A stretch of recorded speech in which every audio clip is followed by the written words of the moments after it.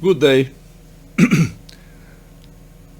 I never imagined that someday I would have to say what I will say now. Everyone who follows me, I have these videos in Brazil, in our language, Portuguese. Everyone who follows me knows the admiration I have for the United Kingdom and its people. The land where political freedoms arose, as well as the democratic way of electing representatives for their self-government. I never imagined that one day I would have to say that this country is possibly in the process of becoming a dictatorship. The new measures in relation to the COVID-19 pandemic are so draconian that I expected and said it in Portuguese version 3 days ago, that they would be totally rejected by Parliament. The freedom to come and go, to decide their own life as they see fit, the sacred right to protest peacefully and oppose the government, never be arrested without due process. Well, all this are taken.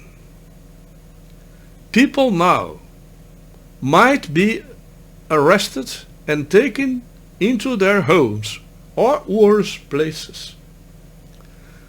The British are already among the most watched by spy gadgets, the most watched peoples in the world. And now there is this awful invention of Chinese dictatorship, facial recognition, all in the name of the safety and of the people and the health of the people. That's how dictatorships begin.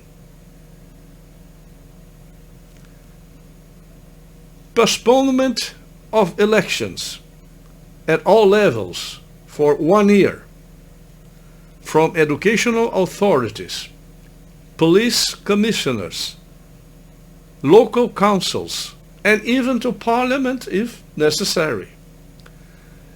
The also sacred right to elect their representatives conquered with the greatest difficulties after several centuries of fighting. These super draconian measures are expected to last 2 years, and every 6 months the Parliament will meet to renew them or not.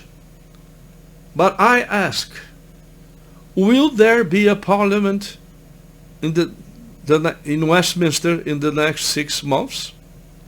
Or will new measures under enforcement by number 10, because it's necessary to comply with the nonsensical 6-person law? It is a huge disappointment to me.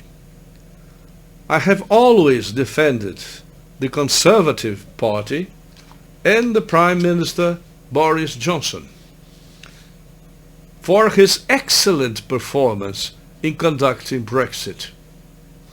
There was already a disappointment with the announcement of an increase in the contribution with taxpayers' money to the nefarious World Health Organization, a purely political organization that has nothing to do with health.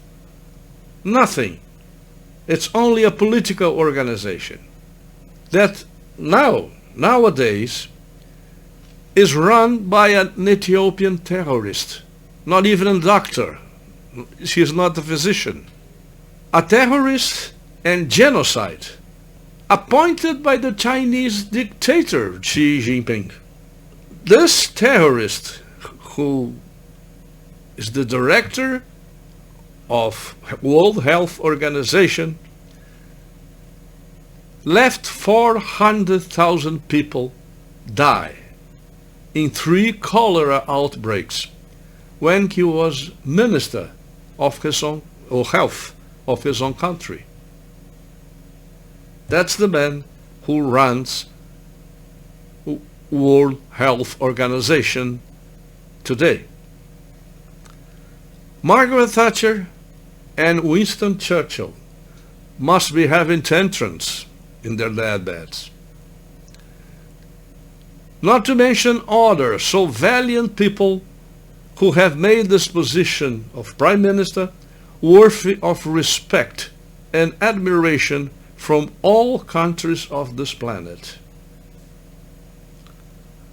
I don't even know how these measures are resonating in the royal palace. These measures are spoiling everything that was achieved 3 centuries ago with the Glorious Revolution, or even more, with the tradition that started 800 years ago when King John had reluctantly signed the Magna Carta. He didn't abide to it, but the Magna Carta still exists. It is a document that the whole world knows and admires.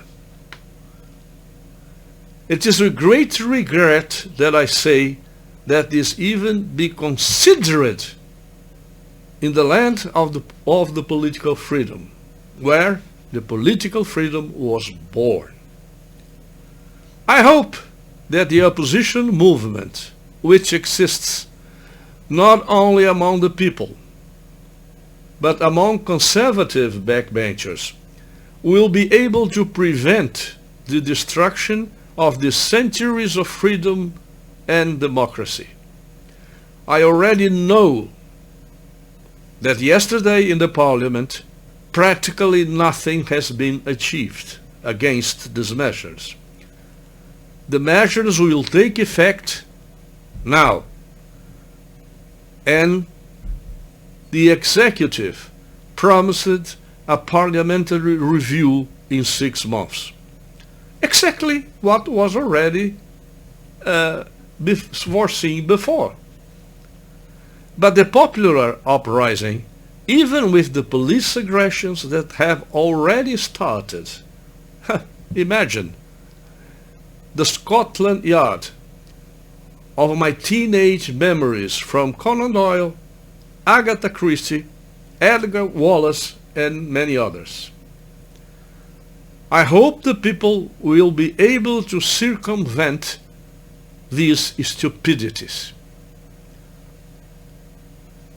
Unfortunately, the Parliament itself did not refuse and enforced a vote of confidence of Boris Johnson.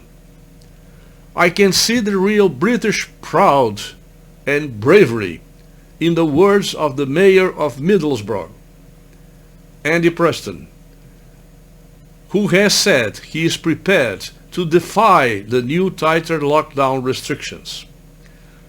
In a remarkable statement, Mr. Preston said, "I have to tell you, I think these measures has been introduced based on factual inaccuracies."